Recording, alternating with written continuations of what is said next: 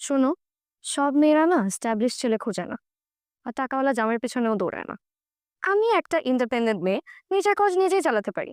আমার জামাইয়ের টাকার কোনো দরকার নেই। বাবা, তোমার দরকার নেই বুঝলাম, কিন্তু তোমার বাবা কি রাজি হবে? দেখবা তোমার বাবা ঠিকই একটা এস্টাবলিশ ছেলে খুঁজে বের করেছে। তো খুঁজলে খুঁজবে, তোমার সমস্যা কি? আরে বাবা, আমার সমস্যা আছে দেখে তো বলছি। তোমার যদি এত সমস্যা থাকে, তাহলে আমার বাবার সাথে দেখা করো, দেখা করে বিয়ের প্রস্তাব দাও। নাকি সেই সাহসও নেই? মানে তুমি বলতে চাচ্ছ যে তোমার বাবার কাছে বিয়ের প্রস্তাব নিয়ে যাব? তুমি কি গাধা? কিছু বুঝো না? একটা ছেলে এত বছর পর আমাকে তার সাথে দেখা করার জন্য বললো, আর আমি তার পেছনে হুড় করে চলে আসলাম। মানে এর উপর আমি এতবার তোমাকে বললাম আমার টাকাওয়ালা জামাইয়ের দরকার নেই, আমার স্ট্যাবলিশ ছেলের দরকার নেই।